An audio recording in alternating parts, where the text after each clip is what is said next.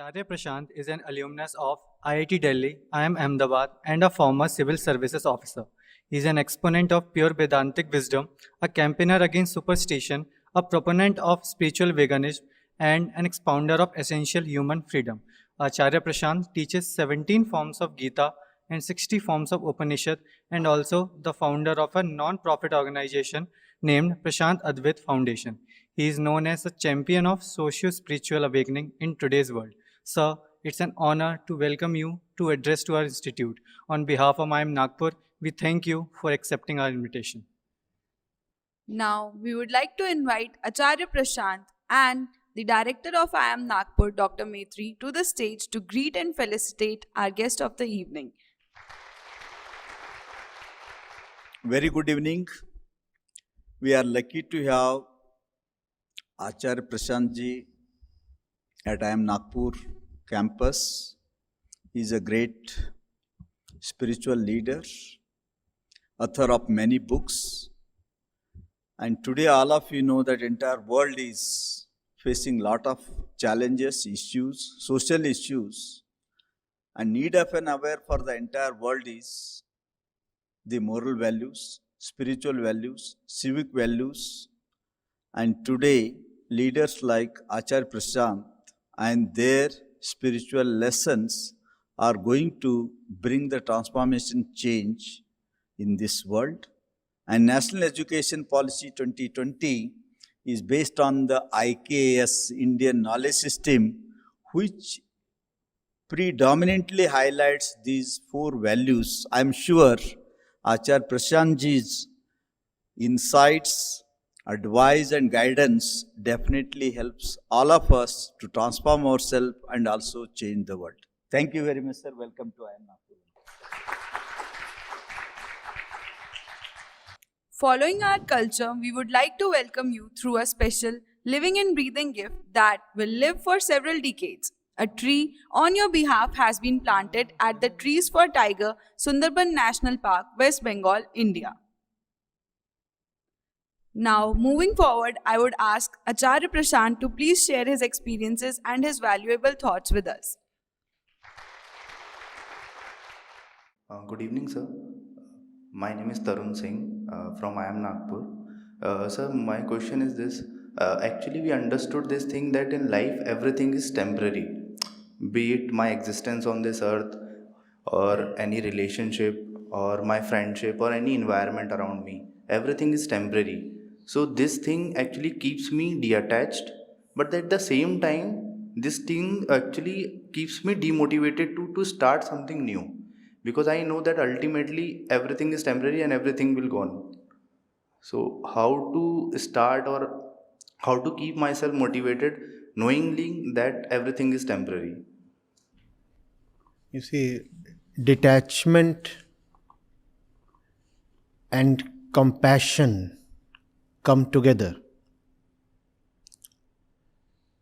If you say you have detachment, there must be compassion alongside. What do I mean by that?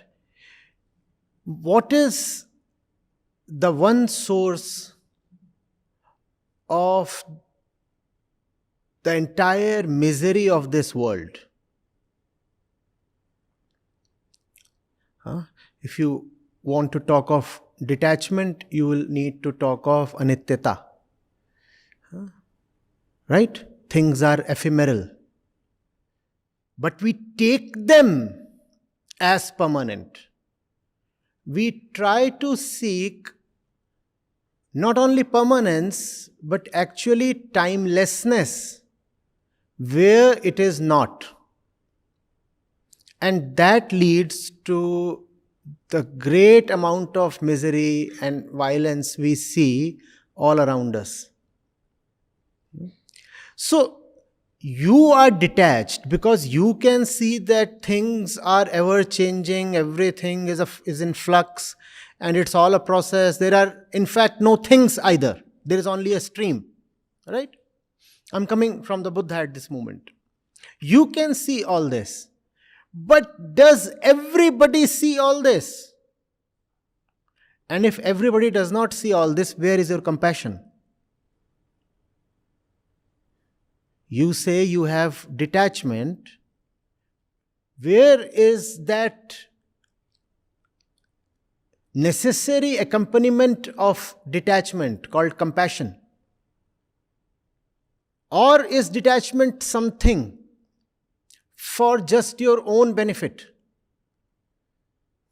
Are you detached just for your own sake?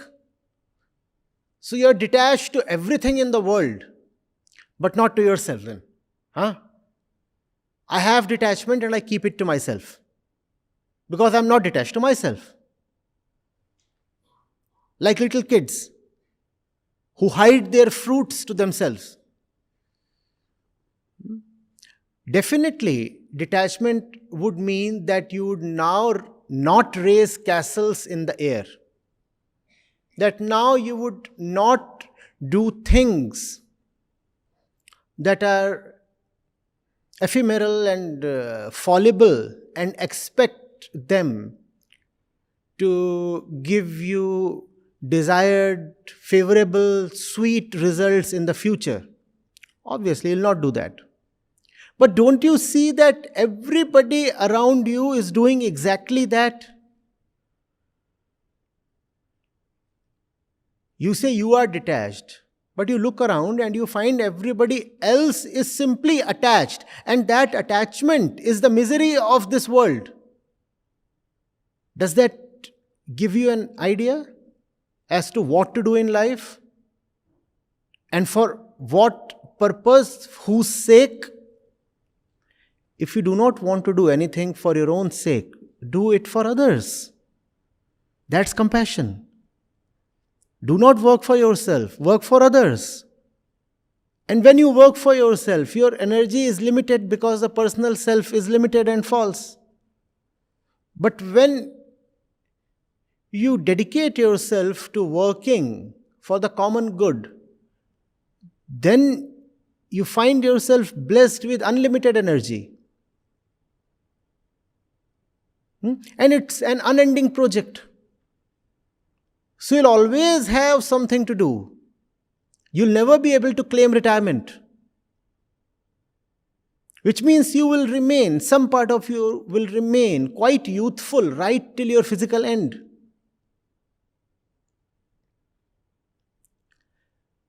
The great man works extremely vigorously. But that vigor is not for his own sake. That vigor is simply compassion towards everybody. In the Bhagavad Gita, when Arjuna is reluctant to fight, of the several things that Sri Krishna tells him, one is, Arjun, I have nothing to gain from anything. But look at me. I keep continuously working. Then how can you avoid karma? Arjun, I have nothing to gain from anything. And yet I keep continuously working. How then are you trying to abstain from action?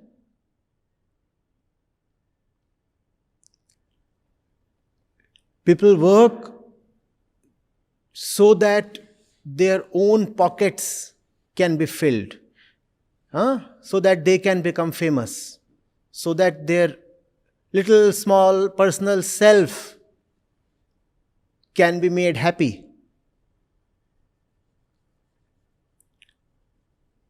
If you understand life deeply, then you work not for self-gratification, but out of compassion. So see what the world needs. And the world needs a lot today. The world might be false to you. It is not false to everybody else. And when the world is not false to people, then people suffer in the world. Do you see this? Who is the one who suffers in the world? Who thinks of the world as something substantial, something true. They suffer. So now you have a project waiting for you. And the project is to bring light to others. The same light that helps you be detached. Why should that light not shine on everybody else? Yes? The power of work without motivation is immense. Generally, all we know of is the energy that arises from motivation. And we think of that energy as huge. No, that energy is petty, very, very limited and small. The energy that arises from motivation. What we do not know of, what is so rarely seen, is immense action without any motive. Motiveless action. Nothing beats that. There is something called a demotivated mind. Then there is something called a motivated mind. And then there is the state of motivelessness. Motivelessness is the state of highest energy. Because you are motiveless, therefore you cannot be frustrated. Because you are motiveless, therefore you cannot be defeated. To be motiveless is in a sense to be desireless. Because you are desireless, therefore you can never be called as failed. And because you are motiveless, therefore your work will never be complete. Desire can be said to have reached its completion when the object of desire is attained. But if there is no object to be desired, then desire is unending. And this is a very special kind of desire, a desire for the immense. And this desire then lends meaning and purpose to life. Now you are after something unending. And the scriptures say when you are after something unending, what you get is immortality. This is then immortality, to immerse yourself in that which never ends. And that can happen only with motiveless action. Motivation you must see as something very, very petty. Am I making myself clear?